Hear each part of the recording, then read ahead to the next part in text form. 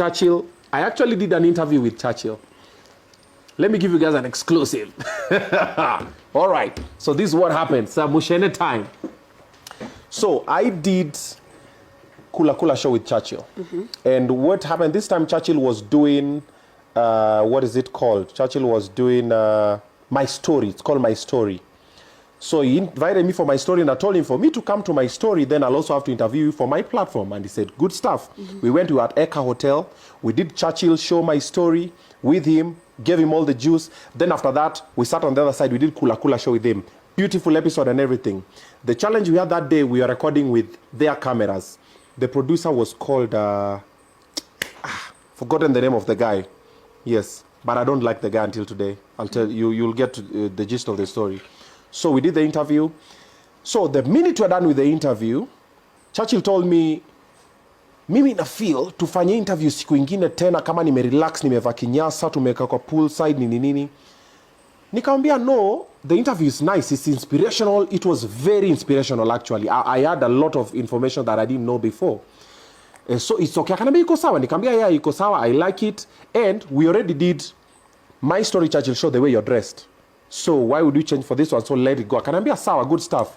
Chukua namba ya producer. You guys you'll go copy the footage and everything. Nikachukua namba producer. Walikuwa na studio huko side of Garden City. I've forgotten the name of that producer.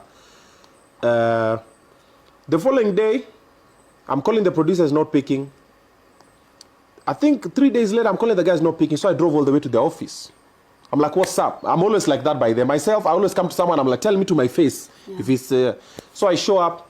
The guy's like, I've been told not to allow you to have the footage. Yeah, this is an exclusive actually. I've been told not to allow you to have the footage. And I'm like, but why? We did the interview and it was very nice and I need to post it on Kula show and everything. Like, no, I've been told not to give the footage, Then I said, oh, okay. I said, okay, in that case, do not air my episode of Churchill show, My Story. So don't air mine because I'm not going to be able to air yours. And it was very clear. And I left. By that day, I waited for the guy in the studio for like an hour or two. Then he called someone in the studio. And I would see kwa computer. So that was that. About a week later, I see my show. That time I was working at KISS. I see my show, My Story. Imeweka YouTube. Imepanda. I think it had 30,000 views or something. It was go.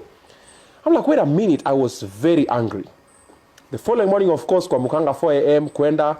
KISS was here, Classic is here. Churchill would come in the morning. He would sit over there. So mimi nimeingia tumefanya show. Then I waited for him that day. I even told Kamene I'm very angry because this was the agreement. So when Churchill showed up, I went to him. I was very angry. I was like, good morning, sir. How are you?